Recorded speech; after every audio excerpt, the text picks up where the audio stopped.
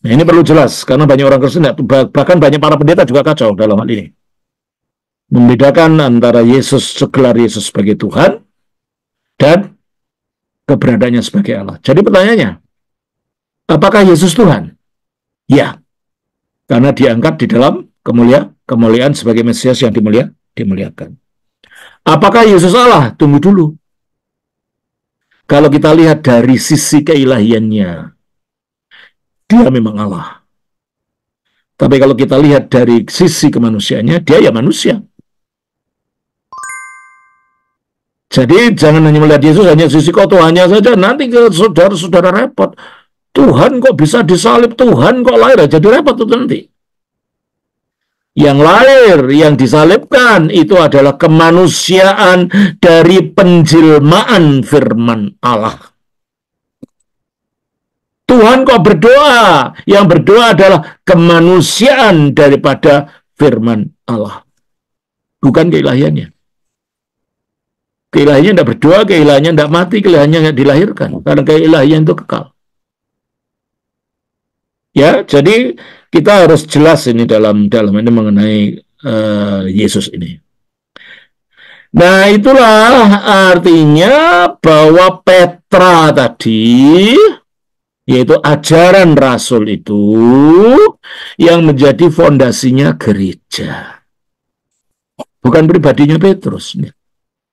Petrus adalah sebagai dia yang menyebarkan gereja Kristus dan sebagai pimpinan dari kolega para rasul.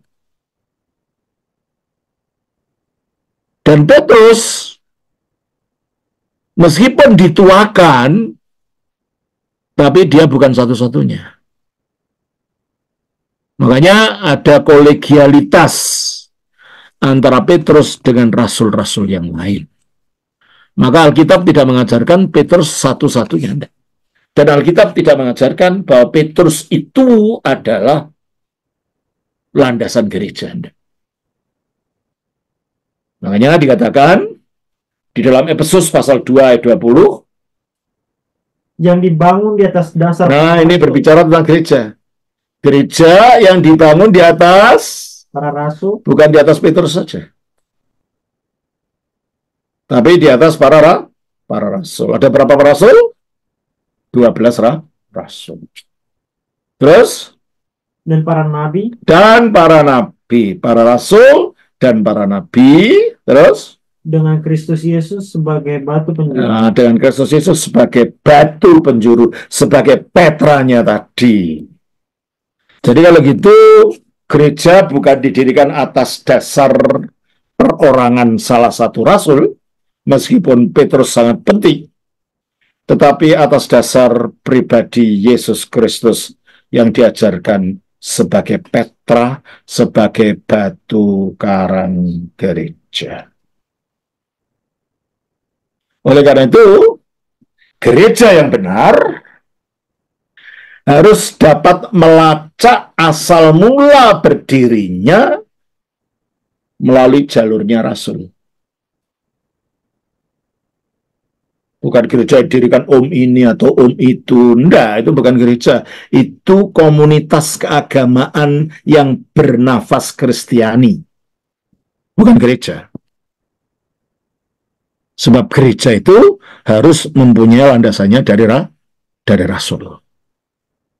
Nah, itulah sebabnya mengapa kita mulai ajaran kita ini dengan sejarah, supaya saudara tahu kalau begitu, kalau gereja lah yang didirikan Kristus itu cuma satu, dan Alkitab juga mengatakan tentang gereja ini, kita baca dalam 2 Timotius 3 ayat 15, bukan 2 Timotius ya, 1 Timotius 3 ayat 15. Jadi, jika aku terlambat, sudahlah engkau tahu bagaimana orang harus hidup sebagai keluarga Allah. Terus? Yakni jemaat dari Allah yang hidup, yang penopang dan dasar kebenaran. Saya bacakan dalam bahasa aslinya supaya kelihatan. Eande vradido, jika aku terlambat. Ina iris, agar engkau tahu, pos vi en ikotheu anastrefeste, bagaimana yang seharusnya engkau berlaku di dalam rumahnya Allah. Itis estin, yaitu Ecclesia tu Theozontos, yaitu gerejanya Allah yang hidup. Berarti yang disebut rumah Allah di sini adalah gereja. Stilos, tiang penopang, ke Evreoma, dan apa itu? Kita pakai benteng. Dis alithias, dari kebenaran. Jadi tiang penopang dan dasarnya kebenaran itu bukan kitab suci, tapi gereja. Sebab lebih dulu mana kitab suci dari gereja? Gereja yang asli ya, jangan gereja-gereja yang baru ini, enggak. Ya gereja lah. Tidak akan ada surat Roma ditulis oleh Paulus kalau tidak ada gereja Roma dulu untuk dikirimi surat itu. Betul? Tidak mungkin surat itu melayang-layang lalu tiba di Roma kalau tidak ada orangnya. Ya kan? Berarti surat gereja ada dulu baru surat Roma ditulis. Tidak mungkin ada surat Korintus ditulis 1 atau 2 kalau tidak ada gereja namanya di kota Korintus itu dulu. Ya kan? Berarti gereja ada dulu sebelum surat-surat ini ditulis.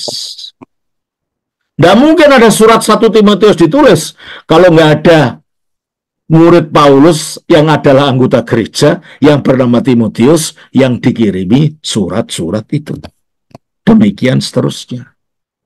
Berarti kalau begitu munculnya kitab suci mengasumsikan adanya gereja. Jelas ini ya. Nah juga setelah surat-surat ini, surat Matius, Injil Matius ditulis untuk orang-orang mantan Yahudi yang jadi Kristen. Injil Markus ditulis oleh Markus atas dasar khotbahnya Petrus untuk orang-orang Kristen di Roma. Lukas ditulis oleh Lukas, muridnya Paulus, untuk seorang bangsawan yang bernama Theophilus yang mungkin dari Antioquia di Syria. Injil Yohanes ditulis oleh Rasul Yohanes untuk jemaat di Efesus.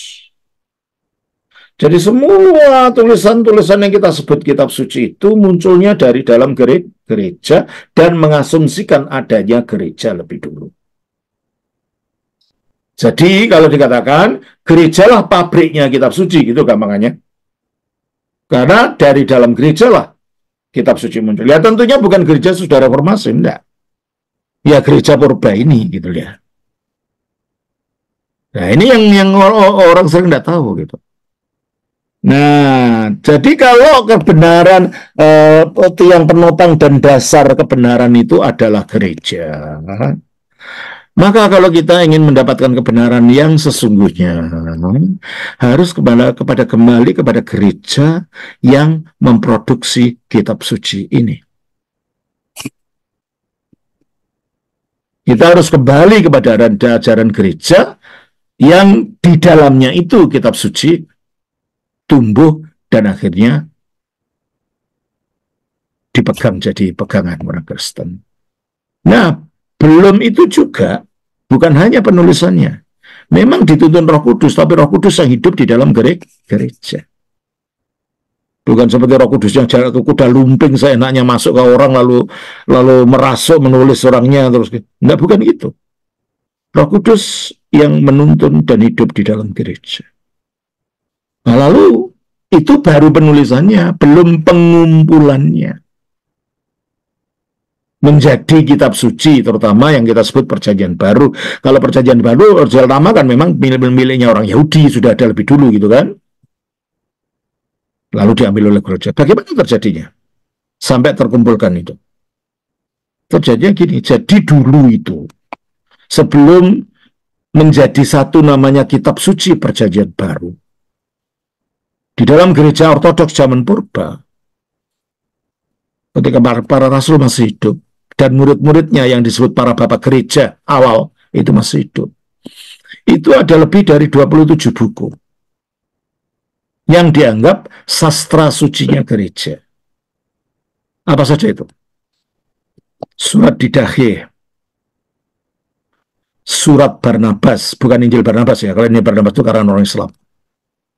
Surat Barnabas, surat Gembala Hermas dari Roma, surat 7 surat Ignatius dari Antioquia, surat Konstitusi Rasulia. Jadi ada surat-surat ini, saudara, yang dulu sebelum ada penyisian dianggap bagian dari sastra suci gereja. Lalu ada seorang yang bernama Marcion. Dia seorang pengusaha kapal, orang kaya raya. Tinggalnya di kota Sinope, yaitu di Turki Selatan sekarang. Dia adalah anak seorang uskup, di mana di zaman purba itu uskup masih boleh menikah. Tapi pada keempat, uskup tidak menikah. Nah, saya adalah uskup. Makanya saya tidak menikah. Nah, episkop itu uskup. Saya tidak menikah. Mengapa tidak menikah? Bukan dilarang. Karena waktu itu ada kasus di mana karena episkop atau uskup ini yang bertanggung jawab untuk semua aset-aset gereja. Tanah dan lain-lain itu yang bertanggung jawab adalah episkop ini. Ternyata anak-anak dari uskup yang menikah ini rebutan ketika bapaknya meninggal, padahal itu miliknya gereja. Nah, untuk mencegah supaya tidak terjadi demikian, maka akhirnya dalam suatu konsili ditetapkan bahwa uskup diambil dari romo yang memang sudah tidak menikah. Untuk menjaga aset gereja supaya tidak terjadi masalah. Bukan dilarang ya. Hanya di gereja barat akhirnya memang ada larangan, romonya tidak menikah semua. Kalau gereja timur enggak. Kalau gereja timur romonya boleh menikah kalau dia mau menikah. Yang mau tidak menikah, ya tidak menikah. Jadi dalam gereja timur ada yang mengikuti Rasul Paulus tidak menikah, ada yang mengikuti Rasul Petrus yang punya mertua, gitu loh, ya. Jadi di gereja timur tetap mengikuti Alkitab. Baik. Jadi akhirnya Marcion ini dipengaruhi oleh bidat namanya bidat Gnostik, yang mencampur adukan ajaran iman Kristen dengan filsafat dan agama berhala Yunani. Jadi semacam kebatinan itu di Indonesia. Mungkin kalau di Batak sana itu ada Begu Ganjang atau apa, agama Parmalim dicampur sama Kristen gitu loh. Kalau di Jawa nanti agama Kristen campur dengan kebatinan kayak gitu. Nah, itu gitu. Agama Kristen namun dicampur dengan ajaran Gnostik. Dan di dalam ajaran Gnostik ini, mereka anti yang namanya materi, daging, tubuh. Menurut mereka, tubuh itu buruk dan jahat, perlu dijauhi. Nah, di dalam perjanjian lama, Allahnya perjanjian lama itu yang menciptakan tubuh. Menciptakan manusia dengan tubuh. Berarti ini Allah yang jahat. Gitu. Nah, ada Allah yang baik, yaitu Bapaknya Tuhan Yesus. Jadi mereka percaya dua Allah. Ya, Yesus datang ini bukan melepaskan kita dari dosa, melepaskan kita dari tubuh. Sebab kita diciptakan hanya berwujud roh saja. Akibat dari ajaran ini, akhirnya siapa namanya tadi? Marcion. Maaf orang tua kadang-kadang otaknya tidak jalan cepat. Marcion melarang orang-orang pengikutnya, bukan Kristen lah, untuk menggunakan perjanjian lama. Dan mengarang kitab-kitab yang selama itu dianggap sastra gereja yang berbau Yahudi untuk digunakan. Akhirnya dia bilang Injil Matius harus dibuang karena dari awal saja sudah kelihatan Yahudi. Inilah silsilah Yesus Kristus, anak Daud, anak Ibrahim. Nah, itu orang Yahudi itu. Buang. Terus Injil Markus juga dibuang karena ditulis Markus ponakannya Barnabas yang adalah orang Yahudi, dibuang. Injil Yohanes lebih-lebih lagi. Ditulis orang Yahudi dan di situ ada kata-kata firman telah menjadi daging. Wah, ini jahat ini kitab ini. Dibuang. Tinggal Injil Yohanes, Injil Lukas. Injil Lukas karena dia bukan orang Yahudi, maka ini bisa diterima. Nggak ada pengaruh dari Allahnya orang Yahudi. Tapi itu pun harus dipotong di depannya. Kelahiran Yesus, nggak mungkin Yesus lahir jadi punya daging bayi. Dan penyunatannya Yesus, itu Yahudi. Injil ini dipotong sehingga yang diterima hanya satu Injil, yaitu Injil Lukas. Tapi itu pun sudah dipotong. Dan yang diterima adalah surat-surat Paulus. Para pimpinan gereja, para episkop waktu itu bereaksi. Kalau kita tidak membentengi ajaran gereja dari orang-orang seperti ini, bahaya gereja nanti. Sehingga akhirnya para pimpinan gereja waktu itu menetapkan kriteria suatu surat atau tulisan yang bisa dimasukkan dalam sastra suci gereja. Pertama, kriterianya surat-surat itu harus ditulis langsung oleh para rasul sendiri atau orang terdekatnya rasul. Yang kedua, surat-surat itu atau tulisan itu harus tidak bertentangan dengan tradisi lisan yang selama ini diterima dari rasul. Tiga, tulisan-tulisan itu harus tidak berisi dongeng-dongeng. Maksudnya dongeng-dongeng Yunani. Dan tulisan-tulisan itu harus menuntun kepada kesucian. Dan tulisan-tulisan itu harus dikenal oleh 3 pusat gereja yang ada waktu itu. Jadi gereja yang satu pada zaman kuno itu ada pusat yang 3. Yaitu di Roma di barat, Alexandria di Mesir, dan Antioquia di timur. Nah, dengan kriteria ini akhirnya yang diterima cuma 27 buah yang kita kenal sekarang ini dalam perjanjian baru itu. Apa itu tulisannya sesat? Enggak. Kebanyakan karena tidak dikenal oleh pusat gereja yang lain. Makanya surat Barnabas itu hanya dikenal di wilayah Alexandria. Roma tidak mengenal itu, Antioquia tidak mengenal itu. Sehingga tidak bisa dimasukkan. Ya. 7 surat Ignatius. Ignatius itu adalah pimpinan gereja Antioquia yang ketiga penggantinya Rasul Petrus. Jadi waktu itu Petrus pertama di Yerusalem, tapi karena ada ketegangan dengan Yakobus, dia pindah ke Antioquia menjadi pimpinan gereja Antioquia yang pertama. Dari Petrus, Evodius, terus Ignatius. Dalam perjalanannya untuk mau dihukum mati karena dia Kristen, Ignatius menulis 7 surat itu. Nah, 7 surat itu hanya dikenal di gereja Antioquia, tidak di Alexandria, tidak di Roma. Makanya tidak diterima. Demikian juga surat-surat yang lain. Sehingga dari situ setelah disaring ini, ternyata yang tersaring adalah 27 kitab di dalam perjanjian baru yang sampai sekarang tidak berubah. Perlu dicatat di sini begitu. Berarti dari awal gereja itu hanya mengenal 4 Injil. Matius, Markus, Lukas, dan Yohanes.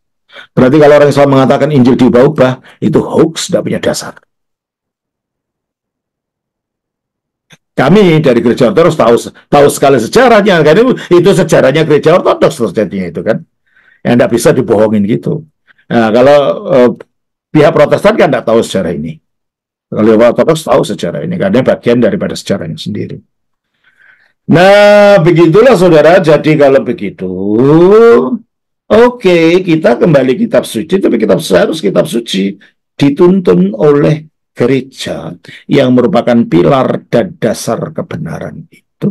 Kita harus kembali kepada gereja. Back to the Bible, tidak cukup. Tapi back to the apostle. Kembali kepada ajaran Rasul. So, kalau Bible itu tidak bisa ditafsirin apa saja, kan tidak bisa teriak. Ini buku kok. Mau contoh nggak bisa, oh jangan gitu tafsirkannya. Aku itu bukan maksudku, kan tidak bisa. Tapi kalau Bible, Alkitab, lalu kita mengerti dari konteks ajaran para rasul yang dilanjutkan oleh murid-muridnya, namanya para bapak gereja, disitulah kita menemukan makna yang sebenarnya. Dan disitulah kita tidak akan disesatkan dengan macam-macam ajaran, karena kita sudah punya tuntunan. Itulah sebabnya mengapa ajaran gereja timur, gereja ortodoks, tidak pernah berubah dari dulu sampai sekarang. Tidak pernah mengalami reformasi seperti dalam Protestan, atau kontra reformasi dalam Katolik, tidak pernah. Karena tidak ada yang perlu direformasi. Ajarannya adalah ajaran yang utuh dari zaman itu ya. Jadi kalau begitu, karena gereja itu adalah dikatakan tiang penopang dan dasar kebenaran, dan juga gereja itu adalah kepenuhan Kristus. Kita baca di dalam Efesus 1 ayat yang ke-23. Jemaat yang adalah tubuhnya. Coba gunakan terjemahan yang baru. Saya nggak tahu kenapa LAI tidak berani menerjemahkan kata gereja. Eklesia itu gereja, bukan jemaat. Kalau jemaat itu hanya kumpulan orang. Makanya jemaat nonton bola. Orang perlu nonton bola banyak-banyak. Terus korupsi berjemaat. Itu kan bukan bergereja artinya. Gereja itu kumpulan orang banyak maksudnya. Terus kan, baca itu. Gereja yang adalah tubuhnya. Ya, gereja yang adalah tubuhnya. Yaitu kepenuhan dia. Yaitu kepenuhan dia. Jadi kalau gereja itu adalah tubuhnya Kristus dan kepenuhan dari Kristus, maka ajarannya tidak mungkin ada yang kurang. Ajarannya utuh, ajarannya penuh di dalam gereja yang satu itu. Nah, dalam aliran-aliran itu ada yang menekankan ini, ada yang menekan itu, ada ya. Akhirnya ajarannya tidak penuh. Nah, kalau dalam gereja Rasulia, ajarannya penuh. Kata Alkitab, gereja yang adalah gereja sebagai kepala dari segalanya ada. ayat 323. Gereja yang adalah tubuhnya, yaitu kepenuhan dia, yang memenuhi semuanya dan segala sesuatu. Makanya kalau ada orang mengatakan, saya tidak perlu gereja, Alkitab mana yang kamu baca? Kan banyak sekarang. Yang penting Yesus tidak perlu gereja. Loh, kalau gereja aliran denominasi ya memang tidak perlu. Tapi gereja Rasuliah yang menghasilkan Alkitab sangat diperlukan. Nah, itu masalahnya. Kita dibingungkan dengan macamnya denominasi ini sehingga sampai orang muak gitu dengan gereja. Apalagi ada gereja-gereja yang menjadikan pendeta-pendeta yang menjadikan gerejanya sebagai sarana cari uang dengan perpuluhan. Kalau nggak bayar perpuluhan ditakut-takuti dan macam-macam. Itu orang menjadi orang jadi muak gitu dengan gereja. Nah, kita kembali kepada gereja mula-mula ini, di mana kita akan menemukan ajaran yang penuh tadi. Ya, saya kira itu saudara yang pertama yang untuk kali ini saya berikan pada saudara. Nanti kita lanjutkan Senin depan. Ada pertanyaan?